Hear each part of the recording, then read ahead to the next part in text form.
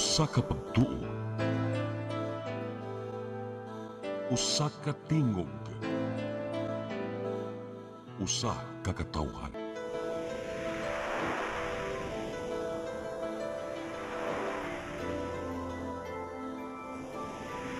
Cebu Catholic Television Network.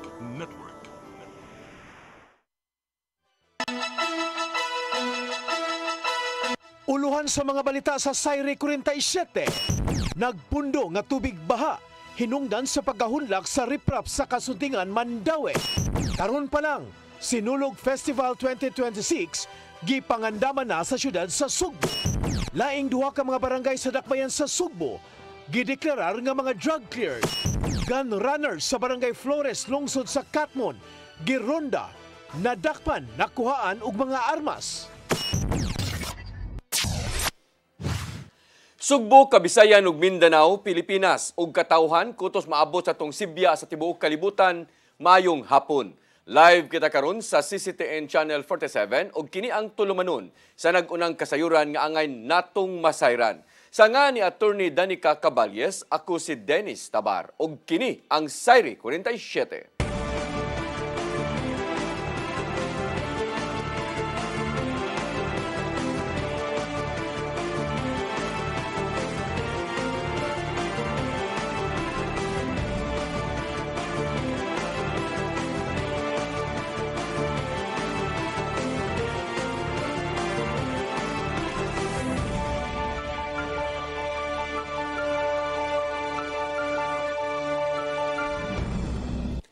O karon sa kumpletong detalye sa atong mga balita, DPWH 6 District ni pasabot sa hinungdan sa pagkahunlak nga bahin sa riprap diha sa barangay Kasuntingan, syudad sa Mandaue. Samtang matod sa DPWH Region 7 nga way Ghost Flood Control Project dinhi sa Sugbo. Ang kasayuran ihatod ni Mary Rose Sagarino. Sa press conference kagahapon sa DPWH 6th Engineering District, gipresentar nila ang detalye kabahin sa flood control project sa sapa sa Butuanon sa syudad sa Mandaue. Hilabi na ang bahin sa nahunlak nga riprap sa sitio Lubang, Barangay Kasuntingan. Matud ni Assistant District Engineer Eda de Guzman nga hinungdan niini tungod sa tubig baha nga nagpundo sa luyo sa riprap gikan sa access road nga gibutangan nila og heavy equipment.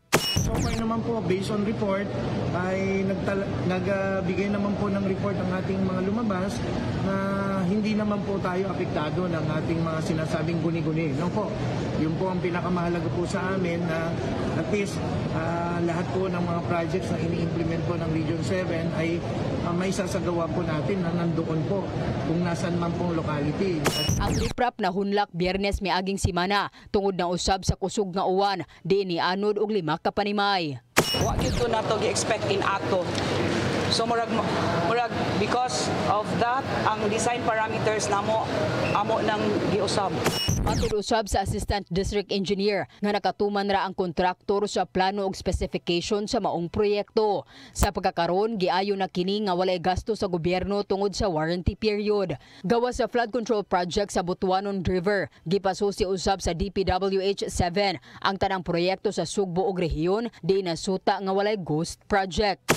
Ang ato ang revetment was designed for the passing sa tubig nga ug magdala siya mga basura ba na diha, natay protective measures diha, pero along sa riverway, sa waterway, but not at the back.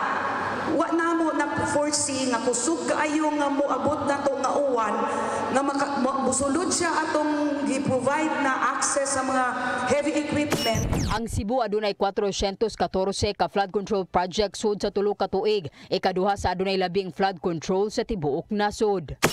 Mary Rose Sagarino, CCTN News.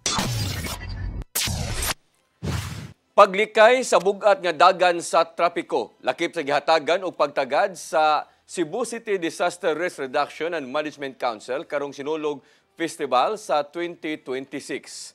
Kini aron dali lang usab nga pagtubag sa bisan unsang mga dinaliang tabang nga tubagon sa disaster team. Ang kasayuran ihatod ni Gian Navarro. Wala pa'y bare months, nagsugod na sa mga pagpangandam ang habig sa Cebu City Disaster Risk Reduction and Management Council alang sumabot nga Sinulog Festival 2026 karong Enero sunod tuig. Usa sa mga giatagan og pagtagad mao ang paglikay sa bugat nga dagan sa trapiko duol sa ruta sa prosesyon, sa Barada ug sa Basilica Minore del Santo Niño. Matud sa chairman sa Disaster Council nga si Consel Dave Tumulak nga nakig-alayon sila sa mga bus operator gikan sa kadakong mall aron pag-deploy sa pipila ka mga units nga magbiyahe gikan sa mall paingon sa Basilica Minore del Santo Niño ug vice versa. Tuod kay gilikayan naman nila ang pagparking sa mga pribadong sakyanan duol sa simbahan. Not to discourage the parishioners o devotees nga moari diri. Ang ato lang is to help decongest the traffic. No? To decongest the traffic and at the same time save time po nila. Samtang dili pabutangan og bleachers ang daplin sa kalsadang malakip sa ruta sa prosesyon sa Fiesta Señor ug sa Sinulog Grand Parade. Makigsabot sila sa grupo sa mga contractors aron ipagamit ang mga wing van isip mobile bleachers aron adunay kalingkuran sa mga idaran og PWD. Ito ang mga bleachers intended for PWD, senior citizen, pregnant women. Ang owner sa bleacher, we allow them 30% of the capacity. Kining tanan, gituyo sa Disaster Council sa syudad aron sayon ang paglakaw-lakaw sa publiko ug dali na lang ang pagtubag sa mga responders kung naay nanginahanglan og dinali ang tabang. Samtang himuong concert venue ang South Road Properties alang sa mga kumpanya sa tinguhang maminus-minusan pa ang trapiko sa mga lugar nga sagad dugukon sa mga tao. Ang Sinulog 2026 would be a family activity and religious movement sa family. Nga they can roam around, they can walk. Makigsabot usab sila sa mga kadagkuan sa Sinulog Foundation Incorporated o kaparian sa Basilica aron mahanay ang gihimong security plan. Aduna sila'y contingency measures kung ugaling bahaon man ang dapit nga may agianan sa prosesyon ug sa parada. Gian Navarro, CCTN News. Dili mahimong gamiton sa pagpusta sa online ang tanan nga mga cash assistance sa gobyerno agi sa Department of Social Welfare and Development. Matud sa ahensya nga mahimong tangtangon sa bisan unsa nga cash assistance nga programa ang kinsa man nga masakpan nga mogamit sa hinabang sa pagsugal. Kini pinaagi sa pag-disqualify aron dili na siya mahatagan pa og hinabang sa sunod nga tinghatag. Mao nga mitambag ang DSWD ngadto sa publiko nga magpakabana og tarungon ang paggamit sa mga hinabang nga gikan sa ahensya ngadto kanila.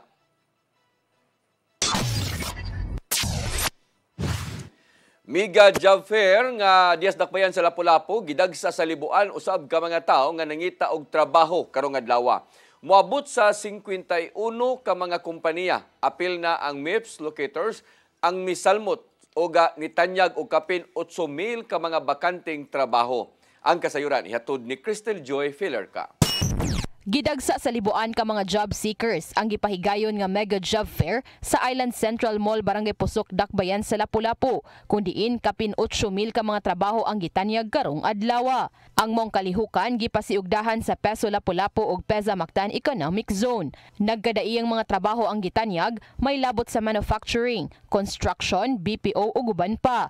Alas 11 pa lang kaganihang buntag, niabot na sa 1,010 ka mga aplikante ang nagparehistro ug 78 na ang na-hired on the spot. Usa sa mga nilinya kaganihang buntag ang fresh graduate nga si Christian J. Magdadaro nga nagikan pa sa lungsod sa San Remigio. Nibiyahe siya og 3 ngadto sa 4 ka oras aron lang makasalmot sa mong job fair sa tinguha nga makakita og trabaho.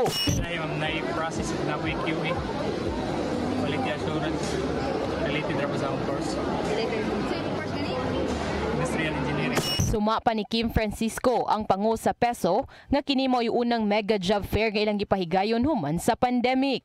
Niabot sa 51 ka mga kompanya ang nisalmot og 20 niini mga MEPS locators. Matod ni Architect Emmanuel Cortero, ang Economic Zone Administrator, nga sa pagkakaroon ubay-ubay nga mga kompanya ang nag-inquire nga gustong musud sa MEPS. Nibutyag si Francisco nga tungod sa maong kalambuan, anam-anam nang mahulipan ang nagsira kaniadto nga mga kompanya kung diin libuan usab ang nawad-an og trabaho. As per the update no, sa ang PEZA Zone Administrator, there are more companies coming in. No? In fact, others na nakasugod na, ang uban padung na. No? So, naka-augment siya sa ato ang mga displacement sa unang panahon. Sa datos sa peso, sukad niadtong tuig 2023, niabot sa 11,000 ka mga trabahante ang nawad-an og trabaho. Mao usa ang pagpahigayon og mga job fair sa mga laka nga ilang gibuhat aron nga matabangan ang kadtong mga nawadan og trabaho nga makakita og laing trabaho. Karong tuiga kini namo ika-11 nga job fair sa Peso Lapu-Lapu. Crystal Joy Felerca, CCTN News.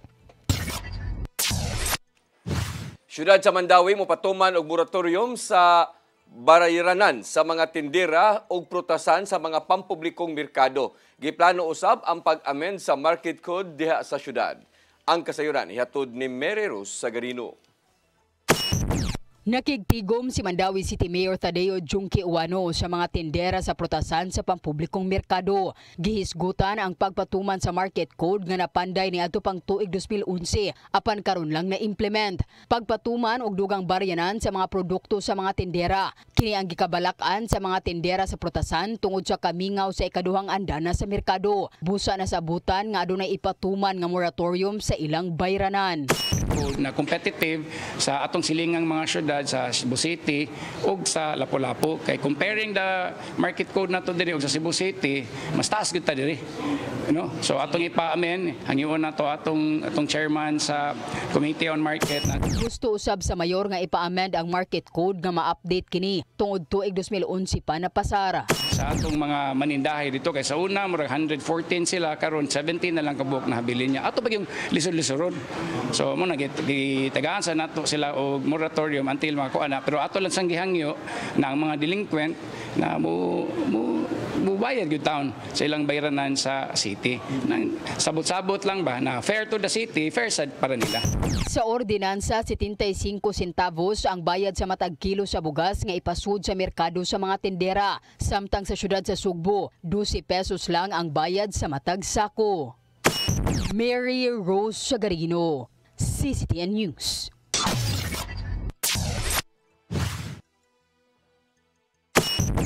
Mosunod, laing duha ka mga barangay sa dakbayan sa Sugbo gideklarar nga mga drug cleared. Kana og daghan pa mga balita sa pagbalik sa Sayre 47.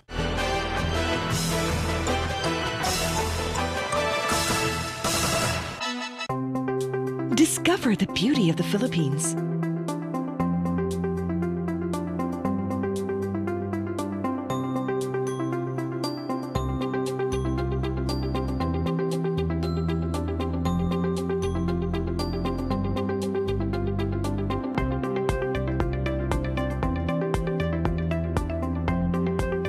With Philippine Airlines, the country's flag carrier.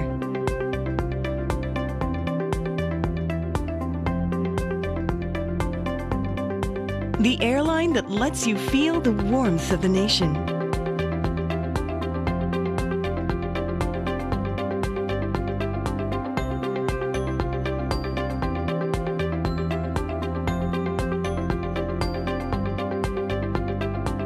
Mabuhay!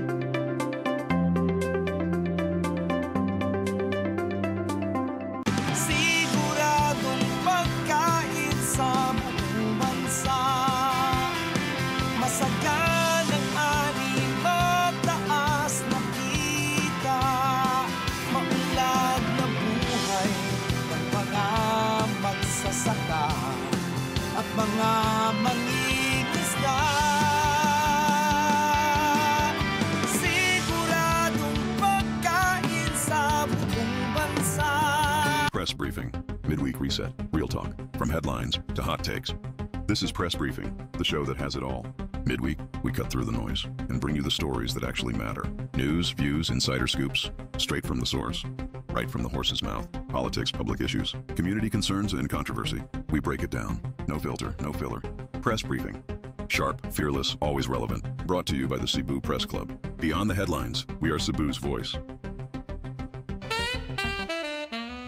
We are the voice of truth and reason in every town, in every season. With pens of light, we draw the line for justice, peace, and story spine.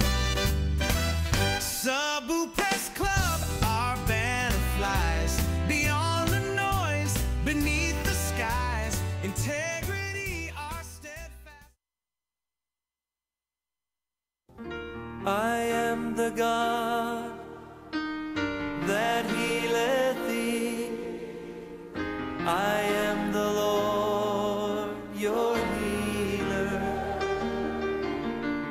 I sent my word and healed your disease. I am the Lord, your healer. I am the God that healeth thee.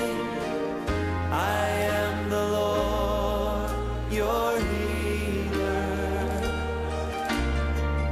I sent my word and healed your disease. I am the Lord, your healer. I am the God that healeth thee. I am the Lord, your healer. I sent my word and healed your disease. I am the Lord, your healer. I am the God that healeth thee. I am the Lord, your healer.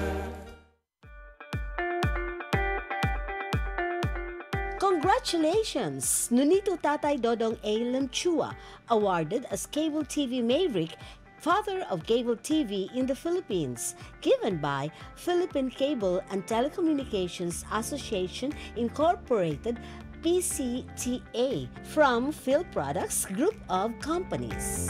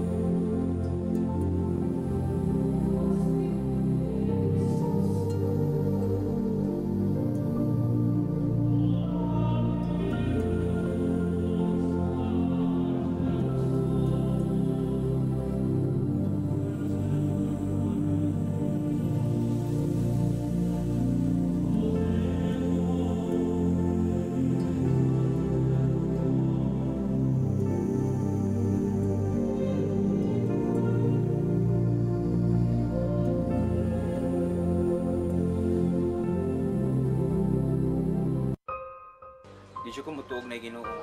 Pero magulo ng bata da. Nangita lagi ni gatas. Kasabot ka akong ipakuha.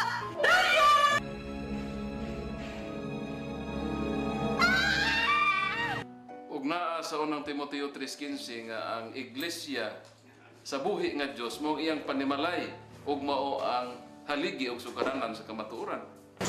Mayo! Asay tayo! May hatag lang unta kong gatas para sa inyong anak. Basin kadahong ka nga ikaw ang gwapa sa tibok kalibutan. Unsay reparation, Monsignor? Buhi kag laing bata aron mabayran ang imuhang nahimo nga dakong kasalanan.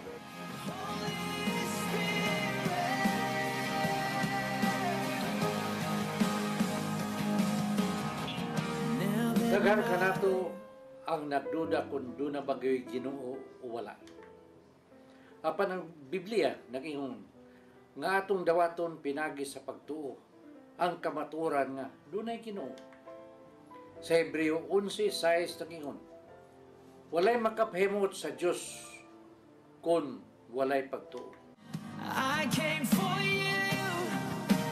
I came for you. Holy Spirit.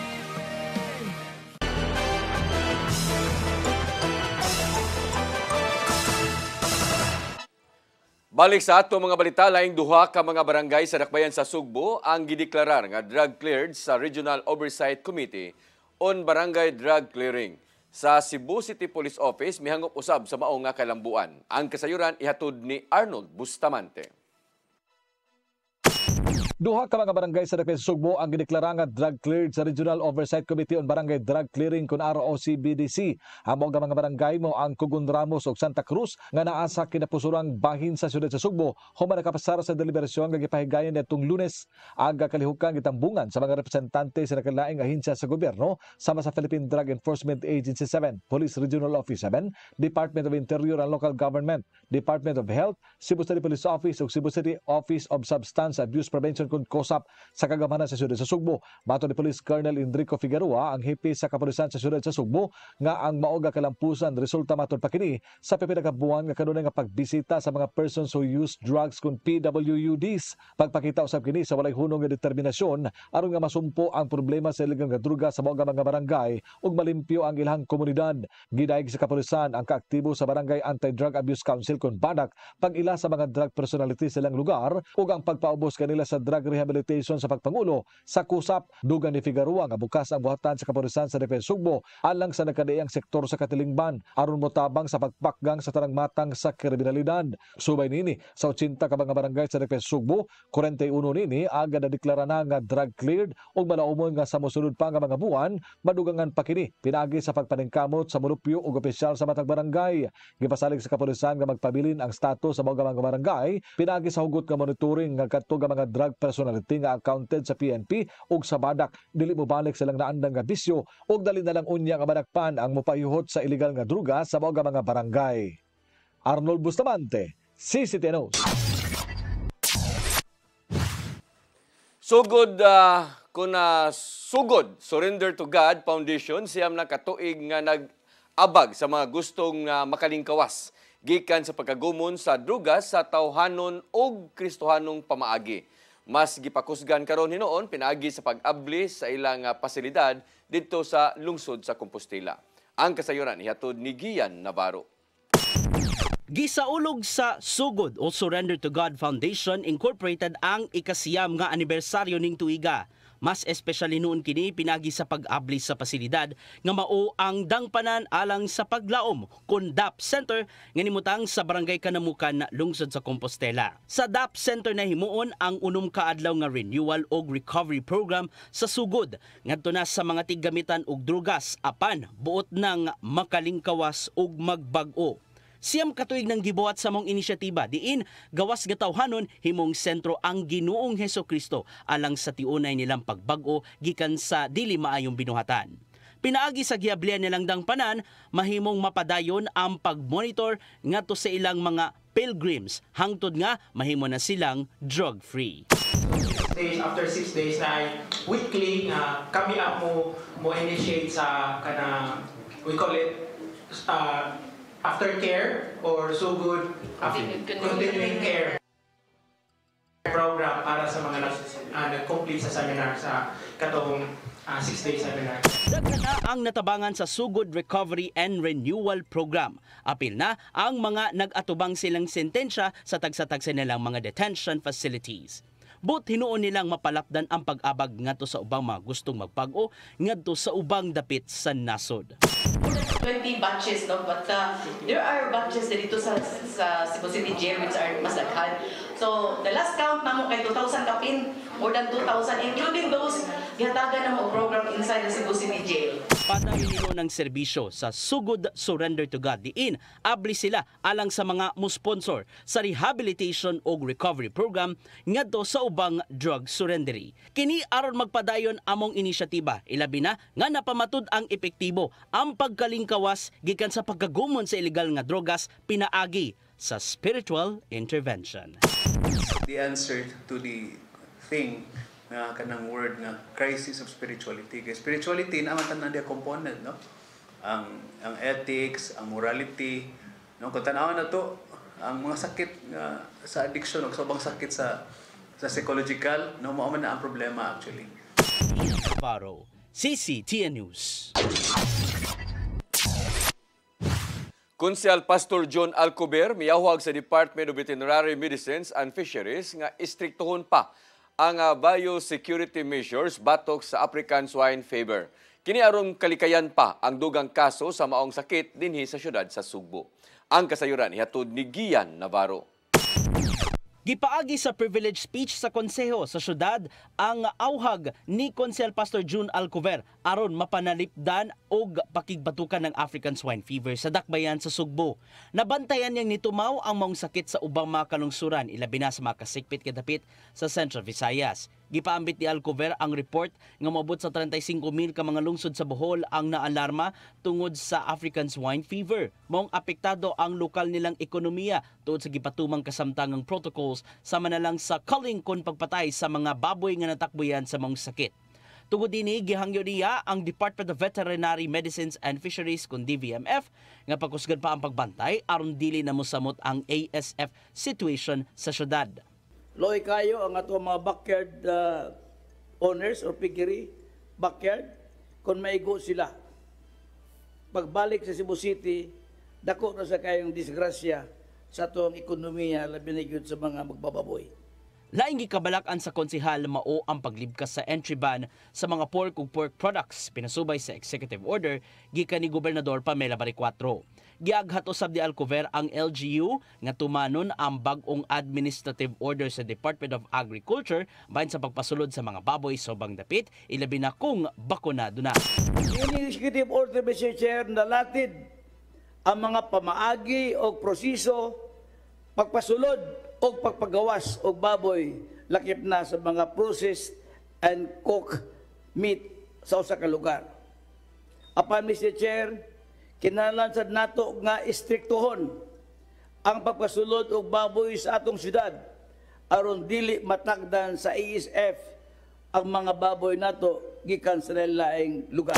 Pinagi sa aprobadong resolusyon kinahanglan makigsabot ang DVMF sa mga mamuhi ayog baboy alang sa himuong dugam pang mga biosecurity measures batok sa ASF. Gian Navarro, CCTN News.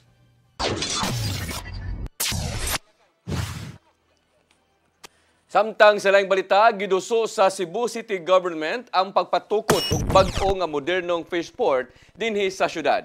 Kini ang usa sa mga nasabutan sa Department of Veterinary Medicines and Fisheries. Ingon man ang Bureau of Fisheries and Aquatic Resources ug kadagkuan sa Pasel Fish Market. Matod sa DVMF head nga si Dr. Alice Utlang nga ang pagbag-ong fish port may usa sa mga tubag sa problema nga giatubang karon diha sa Pasel Fish Port nga maoy kahugaw diha sa palibot.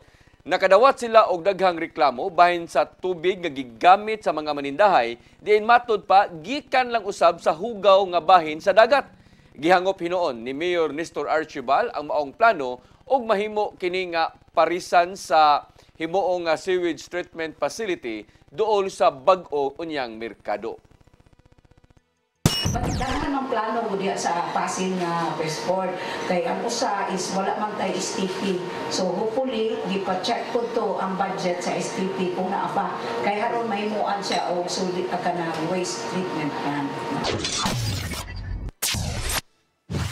Gikatakdang ablihan sa publiko ang bag-o nga girenovate nga Museo Sugbo diha sa Maidan MJ Cuenco, syudad sa Sugbo sugod karong Agosto 29. Gikataho sa Pangulo sa Provincial Investment and Promotions Council nga si Paulo Oy nga nagpadayon ang pagpanindot sa matag museum subay usab sa gipangandamang pag-abli niini sa sunod semana. Apil na mao ang waterproofing sa ibabaw nga bahin og pagrepent sa palibot aron mas munindot pa kini. Apan magpabilin nga barato ang entrance fee sa Museo Sugbo. Din anaa lang kini sa tag 20 pesos matag usa. Mahitabo ang inauguration o mas gipanindot sa Museo Sugbo karong Agosto 28 sa hapon ug tambungan usab kini sa mga kadagkuan sa Kapitolyo o uban pang mga local officials. Lapu-Lapu City Dance Sport Team nakalangkat og 77 ka medalya og sa usa ka international nga competition nga gipahigayon sa Malaysia niadtong nilabay nga semana. Ang kasayuran ihatod ko na mao nga kasayuran ihatod ni Crystal Joy Filerca. Nagmalampuson ang pagsalmot sa Lapu-Lapu City Dance Sport Team sa Negri Sembilan International Dance Sport Competition dito sa Negri Sembilan, Malaysia niadtong Agosto 9 ug 10. Kung diin nakalangkat sila og 55 ka gold, 17 ka silver ug 5 ka bronze medals.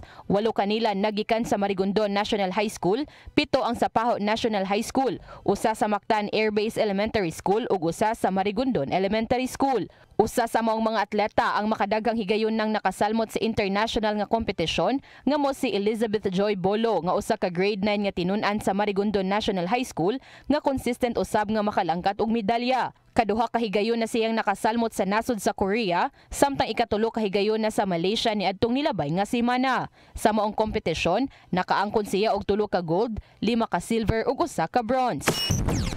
Nga i-accept kung ma-lose or win, and then ako po, my preparation is hard but also worth it. Kay ako, kay human og sila kay diretso na practice din, kay human og practice diretso din okay mag assignment.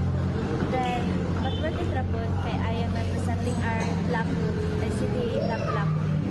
Samtang gawas sa mga tinun-an, ni salmot usab ang duha sa upat ka mga coaches sa maong mga atleta nga mo si Mary Ann Mata ug Jeanette Dualio. Kung diin nakalangkat usab sila og 2 ka gold ug 2 ka silver para sa teacher-student category.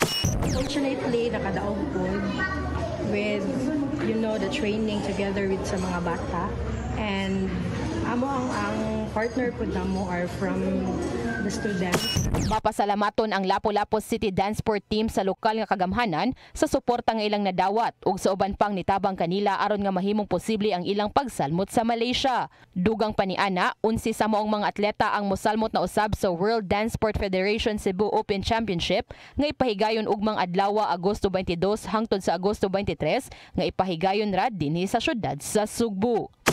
Crystal Joy Filerca, CCTN News.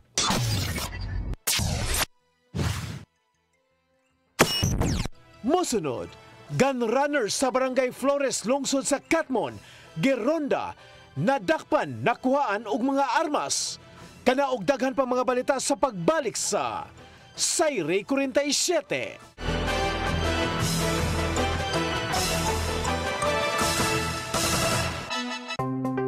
Discover the beauty of the Philippines.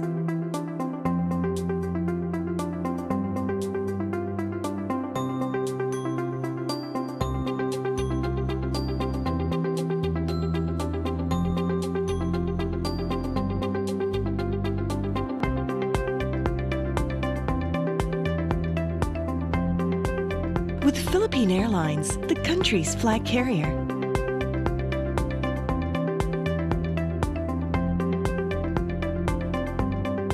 The airline that lets you feel the warmth of the nation.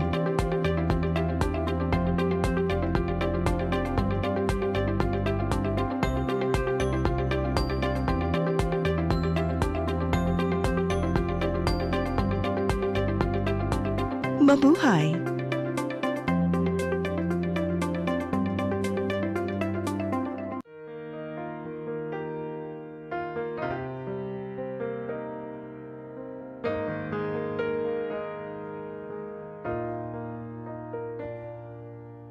Heal me, O Lord, and I will be healed. Save me, and I will be saved. Heal me, O Lord, and I will be healed. For you are the one I praise. You are the one I praise. Sing it with me. Heal me, O Lord, and I will Save me, and I will be saved. Looking for the best internet deals in Negros Oriental? Phil Products Negros is here to bring you fast, reliable, and affordable internet with plans made just for you. For as low as 899 pesos per month, enjoy speeds of 50 Mbps, perfect for streaming, working, or studying from home. Need more speed? No problem. Get 100 Mbps for just 1,199 pesos. 150 Mbps for only 1,499 pesos, or our fastest plan, 400 Mbps for just 2,399 pesos per month. Plus, you can add over 100 cable TV channels to your internet plan for just an additional 100 pesos per month. That's entertainment and lightning fast internet all in one. Enjoy no installation fees and start today with a 1,000 peso customer deposit. Call us now or visit our website to sign up with the Phil Products Negros. You get internet that's affordable, reliable, and local. Phil Products Negros, bringing you closer, faster. Call us at 0917-631-5240 or visit our website www.philproductsnegros.net or our Facebook page, Phil Products Dumaguete. Subscribe now.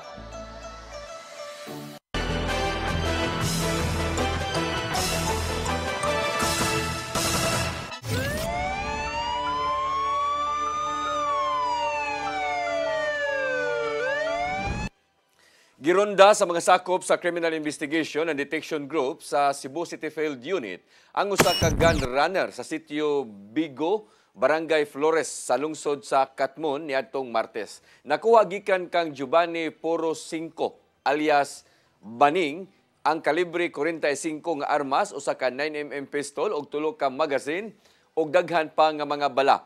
Matod sa usa ka personnel sa CIDG-7 nga nakadawat sila og kasayuran gikan sa kasaligang tinubdan nga ang suspek na maligya og armas sa iyang customer nga way pagtugot o lisensya gikan sa buhatan sa gobyerno.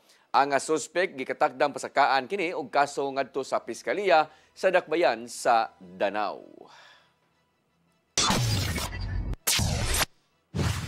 Bystander nga taga-Dakbayan sa Tagbilaran, Bohol, nadakpan sa buy-bust operation sa kapulisan sa lungsod sa Luon.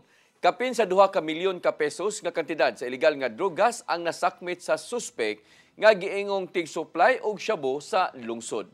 Ang kasayuran ihatod ni Arnold Bustamante. Istambay sa purok, nakuhaan kini kapin sa 2 ka milyon ka pesos nga balor sa illegal nga druga sa tol sa gilusad nga buy-bust operation sa mga sakop sa Luon Municipal Police Station alas 11:54 kagabi dito sa Purok City, Barangay Sungon, lungsod sa Luon, probinsya sa Bohol. Ang nadakpan gila nga si Jordan Lagura, 30 anyos, walay trabaho, nga residente sa Poblasyon 1, Dakbayan sa Tagbilaran.